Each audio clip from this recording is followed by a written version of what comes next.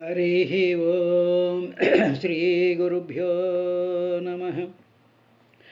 అమరుల్ సిద్ధులు సంయమీశ్వరులు బ్రహ్మాదులు తతాత్పర్య చిత్తములన్ నిన్ను బహుప్రకారముల నిత్యంబున్ విచారించే పారము ముట్టన్నుతిసేయనో పరట నే రక్షస్తనూజుండ గర్వమదోద్రిక్తుడ బాలుడన్ జడమతిన్ వర్ణింప శక్యుండనే తపమున్ వంశము తేజమున్ శృతము సౌందర్యంబు ఉద్యోగమున్ నిపుణత్వంబు ప్రతాప పౌరుషములన్ నిష్ఠాబల ప్రజ్ఞలన్ జపహోమంబులు చాలవు ఈశ్వరా భవ సంస్థిష్టికై దంతియూధపు చందంబున భక్తి చేయవలయున్ తాత్పర్య సంయోక్తుడై అమల జ్ఞాన సుదాన ధర్మరతి సత్యక్షాంతి నిర్మత్సరత్వములన్ యజ్ఞతపో అనసూయలగడున్ దర్పించు ధాత్రే సురోత్తము కంటెన్ స్వపచుండు ముఖ్యుడు మనో అర్ధప్రాణవక్కర్యముల్ సమతన్ నిన్ను నయించెనేని నిజవంశ శ్రీకరుండౌతుదిన్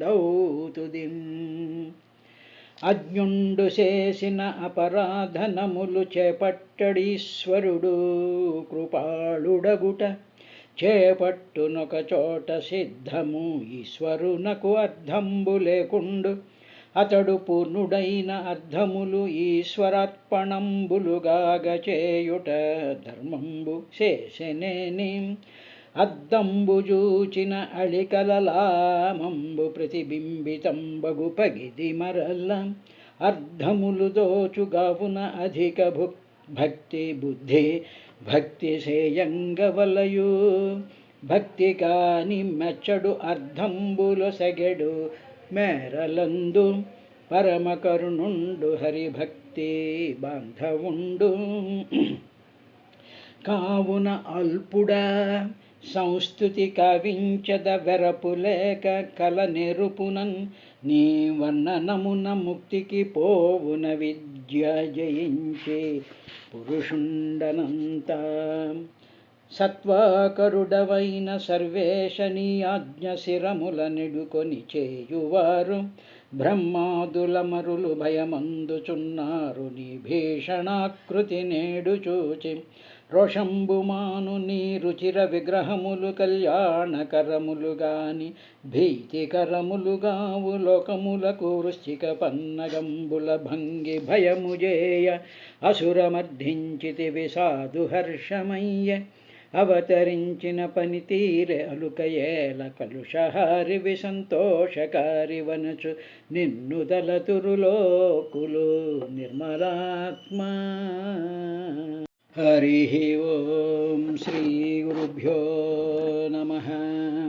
ఇవాళ పంచమస్కంధంలో 10వ అధ్యాయం దశమాధ్యాయాన్ని ప్రారంభిస్తూ ఉండేటువంటి సందర్భంలో ఈ అధ్యాయంలో జడభరతుడు నీ రఘుగణ మహారాజు అవమానించడం, ఆ తరువాత రఘుగణ మహారాజుకి జడభరతుడు ఆయన వేదాంత తత్వాన్ని ఉపదేశించడం అనేటువంటి విషయాలకు సంబంధించినటువంటి కథ వస్తుంది. అక్కడ భద్రకాళి అమ్మవారి చేత రక్షింపబడినటువంటి జడభరతుడు చాలా నిస్పృహతోనూ నిరామయమైనటువంటి ఏ విధమైనటువంటి అపకారము కూడా తన ఒంటి మీద జరగకుండా బయటికి వచ్చిన తరువాత అటువంటి సందర్భంలో సుఖబ్రహ్మ చెప్పింది మరొక్కసారి మనం గుర్తు చేసుకుని ముందుకెళ్దాం. ఎవరైతే పరమాత్మ యొక్క పాదాలను శరణు వేడుతారో, ఎవరైతే నిరంతరము కూడా భగవత్ సంబంధమైనటువంటి భాగవత ధర్మమైనటువంటి మోక్షప్రదమైనటువంటి భగవద్భక్తికి సంబంధించినటువంటి భగవద్గీత రామాయణాది గ్రంథాలను నిరంతరము పఠనం చేస్తూ అదే మనసులో పెట్టుకుంటూ దాని గురించే ఎవరైతే ఆలోచిస్తూ శరణాగతి పొందుతారో అటువంటి శరణాగతి పొందినటువంటి వాళ్ళకి శ్రీహరియే అనేక రూపాలలో ఆయా రూపాలలో వచ్చి రక్షణ చేసి వాళ్ళని రక్షిస్తూ ఉంటాడు అనేటువంటి ఒక అద్భుతమైనటువంటి ఒక పరమ నిత్య సత్యమైనటువంటి ఒక సత్యాన్ని భాగవతం సుఖబ్రహ్మ ద్వారా మనందరికీ అందిస్తుంది. కాబట్టి ఇక్కడ బాధ్యత ఎవరి మీద ఉంది అంటే ఎవరైతే సాధకుడో ఎవరైతే భక్తుడో ఆ భక్తుడు నిరంతరము కూడా ఆ భగవన్నామము ఆ భగవంతుడి యొక్క పారాయణంలో ఉండేటువంటి అర్థాలు అందులో ఉండేటువంటి అంతరార్థాలు దాంట్లో ఉండేటువంటి పరమార్థాలు దాంట్లో ఉండేటువంటి భావనలను మనసులో నింపుకొని శ్రద్ధ కలిగి వాటి మీద నమ్మకం ఉంచినట్లయితే ఏ విధమైనటువంటి ఆపదలు రావు అనేటువంటిది పరమసత్యం. It is a scientific fact. కాబట్టి ఏమండి మరి ఇలా అంటున్నారు కదా, మరి ప్రారబ్ధ కర్మ వశాత్తు కూడా ఒడిదుడుకులు జరుగుతూ ఉంటాయి కదా అంటే ఒడిదుడుకులు జరుగుతూ ఉన్నా సరే ఆ ఒడిదుడుకుల వల్ల వచ్చినటువంటి ప్రమాదం కానీ దానివల్ల వచ్చినటువంటి బాధ కానీ వాటి వల్ల మనం అనుభవించాల్సినటువంటి దుఃఖాలు కానీ సుఖాలు కానీ మనకు ఏవి అంటనటువంటి నిర్లేప అనేటువంటి అమ్మవారిని మనం రక్షిస్తుంటుంది. అమ్మవారి నాలో నిర్లేప అనేటువంటి నామం ఉందిగా అమ్మవారికి. కాబట్టి అప్పుడు అమ్మవారు నిర్లేప అమ్మవారి స్వరూపంలో ఆ బాధలు ప్రారబ్ధ కర్మవశాత్తు వచ్చేటువంటి బాధలను నిర్లేపనం చేసి నిర్లేపా స్వరూపంలో అమ్మవారు వచ్చి మనని ప్రశాంతమైనటువంటి చిత్తంతో ఉండి ఓహో మనం ఏదో పాపం చేసుకున్నాం కాబట్టి ఈ బాధ అనుభవిస్తున్నాము అనేటువంటి నిస్పృహ నిర్లేప నిష్క్రోధ నిర్మమ అనేటువంటి రూపాలలో అమ్మవారు మన మనసును రక్షిస్తుంది. ఎవడో వచ్చి రక్షించాల్సినటువంటి అవసరం లేదు. ఈ విషయాన్ని మనం జాగ్రత్తగా గమనించాలి. గమనించిన తరువాత ఎప్పుడు దశమాధ్యాయంలో ప్రథమ వచనంలో సుఖబ్రహ్మ పరీక్షణ్ మహారాజుకి అథ సింధు సౌవీరపతే రహూగణస్య వ్రజత ఈక్షుమతిస్తటే తత్కులపతిన శిబికావాహ పురుష అన్వేషణ సమయే దైవేనోపసాదిత సద్విజవర ఉపలబ్ధ ఏష పీవా యువ సంహననాంగో ఘోఖరవధురం ఓఢుము అలమితి పూర్వవిష్టిగృహీతై సహగృహీత ప్రసభ మతదర్హ ఉవాహ శిబికాంస మహానుభావ. ఎవరినైతే అవమానించకూడదో ఎవరినైతే కూలి పనికి వినియోగించకూడదో ఎవరినైతే పల్లకీలు లేకపోతే మిగతా పనుల్లోకి వినియోగించకూడదో అటువంటి మహానుభావుణ్ణి ఆ రహూగణ మహారాజు తన పల్లకి మోయడానికి వినియోగించాడయ్యా అని చెప్పి సుఖబ్రహ్మ ఒక విశేషాన్ని ఆయన చెప్తూ ఉన్నాడు. ఏమిటి అంటే జడభరతుడు ఆయన అక్కడ ఉన్నాడు. ఉండేటప్పటికీ ఎలాగంటే గోఖరవతు ఎద్దు గాడిదలాగా ధురం బరువును ఓఢం మోయడానికి సమర్థుడు అని చెప్పి ఆయనని ఉపయోగించుకున్నాడయ్యా. కానీ ఆ ఉపయోగించుకున్నటువంటి వాడు మహానుభావుడైనటువంటి వాడు. ఎందుకంటే తను మహానుభావుడు అనే సంగతి వాడికి తెలియకపోవడం వల్ల అజ్ఞానం చేత మహానుభావుల చేత ఈ పనులు చేయిస్తూ ఉండేటువంటిది మనకి అనేక సందర్భాల్లో మనం చూస్తూనే ఉంటాం. సరే, ఇది జరిగిన సుఖమహర్షి ఏమన్నాడంటే, ఏమయ్యా పరీక్షిత్తు, ఒకనాడు సింధు సౌరీ దేశాలకు ప్రభువు, సింధు దేశానికి సవ్వీరం అనేటువంటి దేశాలకి ప్రభు అయినటువంటి రహూగణుడు అనేటువంటి ఒక రాజు ఉన్నాడు. ఆ రాజు ఏం చేస్తున్నాడంటే పల్లకీలో వెళ్తున్నాడు. ఆయన రాజుగారు కాబట్టి పల్లకీలో వెళ్తూ ఉంటాడు. ఆ ఇక్షుమతి నదీ తీరంలో పల్లకీలో వెళ్తున్నాడు. వెళ్ళేటప్పటికి అందులో కొంతమంది పల్లకీ మోసేటువంటి రాజుగారు కాబట్టి బోళ్ళంతమంది పల్లకీ మోసేవాళ్ళు ఉంటారు. అందులో కొంతమంది ఏదో ప్రాబ్లం వచ్చి ఉంటుంది. వచ్చేటప్పటికి దాంట్లో ఆ పల్లకీలు కంటిన్యూస్గా పల్లకీ మోయడానికి కూడా కంటిన్యూస్గా మోయలేరు కాబట్టి వాళ్ళు ఏదో ఒక గ్రూప్ ఉంటుంది. మొదట ఒక గ్రూప్ మోస్తారు, తర్వాత రెండో గ్రూప్ మోస్తారు. ఇదంటే అరేంజ్మెంట్ ఏదో ఉంటుంది. అందులో ఒక పల్లకి మోసేటువంటి వాడికి మరి ఒంట్లో బాగోలేదో, నీరసం వచ్చిందో, మరి పడిపోయాడో లేడో, ఏదో ఒక డెఫిషియన్సీ ఒకడు లోటుగా కనిపించుంటాడు. అప్పుడు ఆ పల్లకి మోసేటువంటి ఆ గ్రూప్కి ఆ మోసేటువంటి వాడు పెద్ద మేస్త్రి అంటాను చూసారా, మేస్త్రి కింద కూలీళ్ళు ఉంటారు. అలాగా ఈ పల్లకి మోసేటువంటి ఆ గుంపుకి నాయకుడు అయినటువంటి వాడు, అయ్యో ఒకడు ఇదైపోయాడు, వాడు ఏదో వచ్చింది రోగం కాబట్టి నలుగురు మొయ్యాలి, కాబట్టి ఈ గ్రూపులో ఇంకోటి కావాలి అనుకుని వాడు ఏం చేశాడు అంటే మనిషి కోసం వెతుకుతున్నాడు. ఆ ఇక్షుమతి నదీ తీరంలో వెతుకుతున్నాడు. వెతుకుతూ ఉండేటప్పటికీ అప్పుడు అక్కడ చాలా గొప్ప బ్రాహ్మణుడైనటువంటి వాడు, మహాతేజ సంపన్నుడైనటువంటి వాడు, బ్రహ్మవర్చస్సుతో వెలిగిపోతూ ఉండేటువంటి వాడు, ఆ బ్రహ్మర్షి కుమారుడైనటువంటి అంగిరస గోత్రీకుడైనటువంటి ఆ జడభరతుడుకి, ఆ జడభరతుడు వీడి కంటికి విధి విధానము వల్ల కనపడ్డాడు. విధి విధానము వల్ల కనపడ్డాడు. దైవేనోపసాదిత అంటే ఇక్కడ దైవోపసాదిన అంటే ఏమిటంటే విధి విధానం వల్ల, అంటే భగవంతుడి యొక్క ప్రేరణ వల్ల, భగవంతుడి యొక్క సంకల్పం వల్ల, భగవంతుడి యొక్క ప్రచోదనం వల్ల ఈ జడభరతుడు ఆ పల్లకి మోసేటువంటి పెద్ద మేస్త్రికి కనిపించాడు. ఎందుకు ఈ పదం వాడుతున్నాడు అనేటువంటిది మనం జాగ్రత్తగా గమనించినట్లయితే దైవం యొక్క ప్రేరణ వల్ల ఈ నాయకుడికి ఒక పల్లకి మోసేవాడి కిందే కనిపించాడు. కానీ ఆ దైవం ఎందుకు జడభరతుడిని కనిపించేటట్టు చేసింది అంటే ఆ జడభరతుడు వల్ల రహోగణుడికి వేదాంత సారం అంతా కూడా చెప్పవలసినటువంటిది, ఆ వేదాంత సారం అంతా కూడా మనల్లాంటి మానవులకి అందించడం కోసం అని చెప్పేసేసి ఈ విధమైనటువంటి విధానంతో దైవోనోపసాదిత అనేటువంటి పదం వాడాడు. అందువల్ల ఆ పదం వాడిన తర్వాత ఆ బ్రాహ్మణ్ణి చూశారు. చూసిన తర్వాత అప్పుడు ఈ నాయకుడు ఈ మేస్త్రి అనుకున్నాడు, అబ్బో ఈ కుర్రాడు బాని యువకుడు, తర్వాత యువా, తర్వాత పీవా, మంచి బలిష్టంగా కూడా ఉన్నాడు.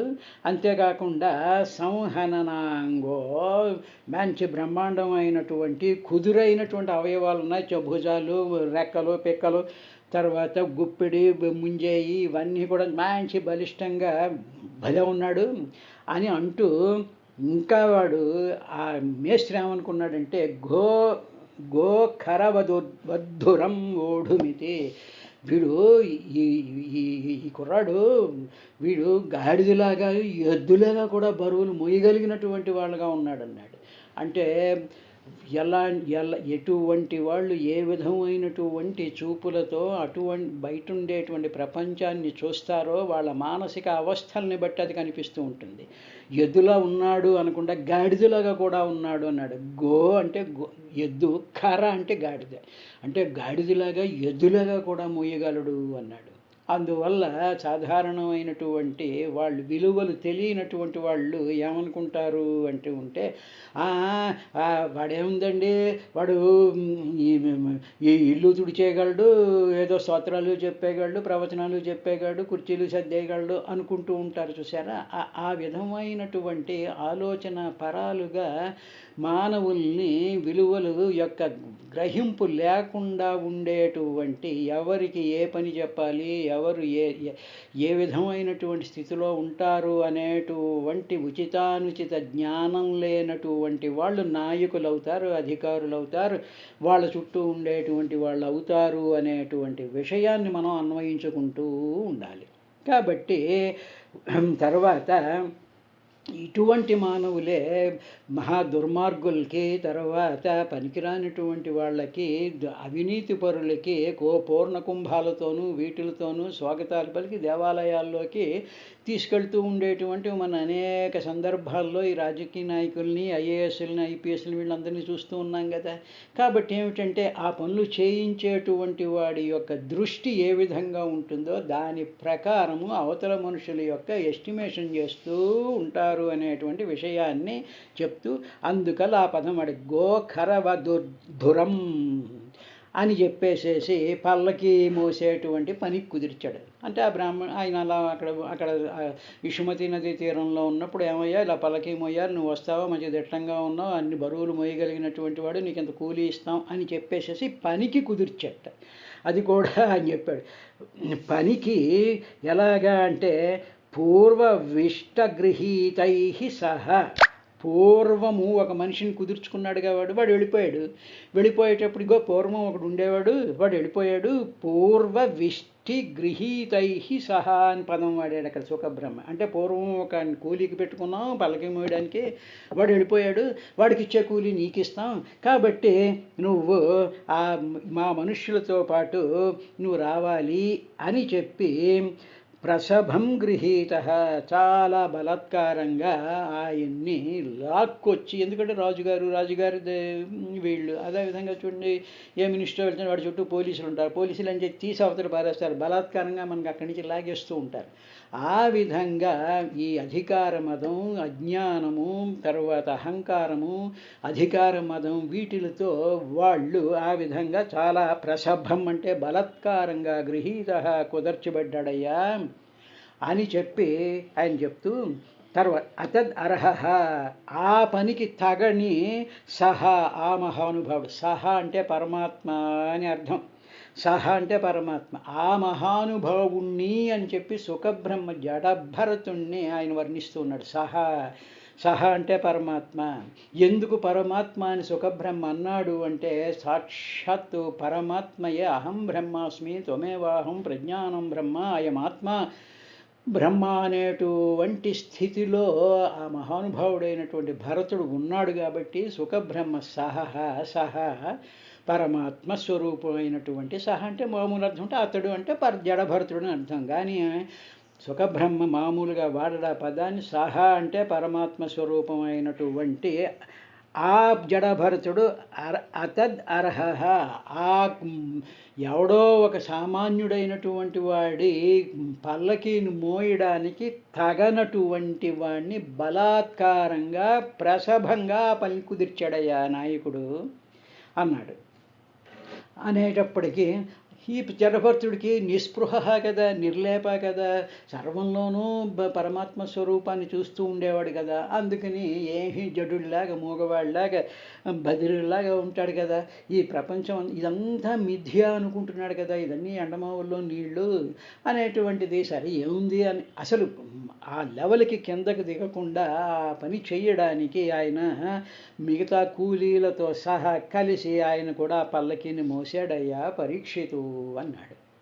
ఇది జరిగినటువంటి అయిన తర్వాత రెండవ వచనంలో సుఖబ్రహ్మ ఇంకా ఏమన్నాడంటే, యదాహి ద్విజవరస్యేషు మాత్రావలోకనాగతేర్న సమాహిత పురుషగతిస్తదా విషమగతాం స్వశిబికాం రహూగణ ఉపధార్య పురుషానధివహత ఆహ హే ఓఢారసాధ్వత్తిక్రమతి కిమతి విషమ ముహ్యతే యానమితి అని చెప్పి ఈయన ఏం చేశాడు, సరే నలుగురు ఉంటారుగా, ఈయనేమో ముందు పట్టుకుని ఉన్నాడు, మధ్యలో ఇంకోడు ఉంటాడు, వెనకాల ఇద్దరు మోస్తూ ఉంటారుగా, మొత్తం నలుగురితో కలిసి మోస్తూ ఉంటారుగా. అదేవిధంగా ఈ జరుగుతూ ఉండేటప్పటికీ ఈ జడభరతుడు మహానుభావుడైనటువంటి వాడు ఏమనుకున్నాడంటే, తన కాలి కింద ఏదైనా ప్రాణి నలిగిపోతుందేమో, ఏవేవో ఉంటాయి కదా, జీవహింస చేయకూడదు కదా, సర్వము బ్రహ్మమయం అన్నప్పుడు తాను ఏ ప్రాణి యొక్క ప్రాణానికి అపకారం తలబెట్టేస్తానేమో అనేటువంటి భావంతో ఏ ప్రాణి కూడా తన పాదాల కింద పడి నలిగిపోరాదనేటువంటి భావంతో ఆ మహాత్ముడైనటువంటి ఆ బ్రాహ్మణుడు తన ముందు మూరెడు నేల అంటే 2-3 అడుగుల వైపు నెమ్మదిగా చూసుకుని ఆగి చూసుకుని ఈయన పల్లకిని మోయడం ప్రారంభించట. అంటే మామూలుగా మోయగానే హోహం హోహం హం హోహం హోహం హోం అని వెళ్ళిపోలేదు. అలా కొంచెం అలా చూశాడు. చూసుకుని నెమ్మదిగా అడుగులు వేయడం ప్రారంభించాడు. అలాగే ప్రతిసారి కూడా ఒక మూరెడు అడుగుల్ని చూసుకుంటూ వెళుతూ ఉండేటప్పటికి వెనకాల వాళ్ళు తోసుకొచ్చేస్తున్నారు. ఈ ఈయన వెనకాల ఉండేటువంటి వాడు కూడా తోసేస్తూ ఉన్నాడు. ఈ విధంగా ఉండేటప్పటికి నువ్వు చూసుకుంటూ నడుస్తున్నాడయ్యా. అలాగా నడుస్తూ ఉండడం వల్ల ఏమైపోయిందంటే వాళ్ళ ఫ్రీక్వెన్సీ కుదరలేదు. వెనకాల వాళ్ళు ఫాస్ట్గా నడుస్తున్నారు. వీడు కూడా తన వెనకాల ఉండేటువంటి వాడు కూడా అడుగుల్లో వేగం ఉంది. తను మాత్రం అడుగుల్లో కొంచెం తేడా వచ్చింది. తేడా వచ్చేటప్పటికి ఏమైపోయింది, ఆ ఫ్రీక్వెన్సీ మ్యాచ్ అవ్వకపోయేటప్పటికీ అవతల వ్యక్తుల యొక్క నడకకి తన నడకకి కూడా సరిపడలేదు. ఇందులో ఉండేటువంటి రహస్యం ఏమిటో మనం జాగ్రత్తగా ఆధ్యాత్మిక భావంతో చూసినట్లయితే, మనం సపోజ్ ఏ గుడికో వెళ్ళి మనం ఏదో పారాయణ చేద్దాం అనుకున్నాం అనుకోండి ఇండివిజువల్గా. ఎందుకంటే గుడి అంటే ఇండివిజువల్గా వెళ్ళి ఎవరికి తోచినటువంటి స్తోత్ర పారాయణను వాళ్ళు చేస్తూ ఉంటాం కదా. అలా మనం చదువుకుంటూ ఉండేటప్పటికి ఆ చుట్టుపక్కల ఉండేటువంటి వాళ్ళు గట్టిగా తప్పులు చదువుతూ ఏవేవో వాళ్ళు చదివేసేస్తూ ఆ శబ్దాలన్నీ మనకి వినిపిస్తున్నప్పుడు వాళ్ళ నడకకి మన నడకకి తేడా వచ్చేస్తుంది. తేడా వచ్చేసినప్పుడు ఎందుకు వచ్చిన గొడవరా బాబు, హాయిగా కొంపలో కూర్చొని చదువుకుంటే మంచి అని చెప్పేసి మామూలుగా కొంతమంది కాస్త వివేకాలిగిన కానీ ఇంటికి వచ్చేసి కూర్చొని చదువుకుంటారు. ఎక్కడైనా పారాయణ కదా చేసేది. కాబట్టి ఈ నడకలో తేడా వస్తూ ఉంటుంది. అదేవిధంగా ఇక నడకలో తేడా రావడం అంటే ఏమిటంటే, ఒక్కొక్కళ్ళు ఒక్కొక్క రకమైనటువంటి ఫ్రీక్వెన్సీతో ఒక్కొక్క రకమైనటువంటి టైంలో ఒక్కొక్క రకమైనటువంటి పనులు చేస్తూ ఉంటారు. ఇప్పుడు అందరూ లేచి ఒకే టైం కల్లా టైం టేబుల్ మీద కాఫీ తాగి అన్నం తిన్నారనుకోండి, అప్పుడు ఏమైపోతుంది, ఆ గృహిణికి చాలా తేలిగ్గా అయిపోతుంది. ఒకడేమో 11ంటికి వచ్చి, ఒకడు 2ంటికి వచ్చి, ఒకడు 3ంటికి వచ్చి ఇవన్నీ చేసేటప్పుడు గృహిణికి ఎంత బాధ కలుగుతూ ఉంటుంది. కాబట్టి ఒక ఫ్రీక్వెన్సీ ఉండాలి అనేటువంటి విషయాన్ని మనలాంటి సామాన్యమైనటువంటి మానవులకి సుఖబ్రహ్మ చెప్పడం కోసం అని చెప్పి ఈ కథని ఒక సాకుగా తీసుకొని ఆ ఇతర వ్యక్తుల నడకకు తన నడకకు సరిపడలేదు అన్నాడు. తనెవరు, పరబ్రహ్మ స్వరూపంలో ఉండేటువంటి మహాసాధకుడైనటువంటి పరిపూర్ణ ఆత్మస్వరూపంతో ఏమైనటువంటి ఆ మహానుభావుడి యొక్క నడకకి సామాన్యమైనటువంటి డబ్బుల కోసం జీవితాలు నడిపేటువంటి వాళ్ళ నడకకి చాలా తేడా ఉంటుందిగా, సరిపడలేదుట. అప్పుడు ఎప్పుడైతే అడ్డదిడ్డంగా ఊగుతూ ఉందో పల్లకిని చూసి ఆ రహుగణుడు అని చిరాకు వచ్చేసింది. లోపల కూర్చున్నాడు. అది కొంచెం ఇటు అటు ఒదుగుతుంది. నెమ్మదిగా అడుగేస్తున్నాడు, వాడు గబగబా తోస్తున్నాడు. దాంతో ఈ పల్లకి ఇటు అటు ఊగుతూ ఉండేటప్పటికీ ఆ రహుగణుడు లోపల కూర్చున్నటువంటి రాజుగారు ఏం చేశాడంటే, పల్లకి మోసేటువంటి వాళ్ళు సరిగ్గా మోయండి రా, ఏంటిది మోసం ఇటు అటు ఊగిపోతుంది ఏంటి, పల్లకి ఇటు అటు ఊగడానికి కారణం ఏమిటి అని చెప్పి ఆయన గదమాయించట. పురుషానధివహత ఆహా ఆహా అంటే అన్నాడు, హే రసాధ్వ త్రికమతి కిమతి విషమ ముహ్యతే యానమితి.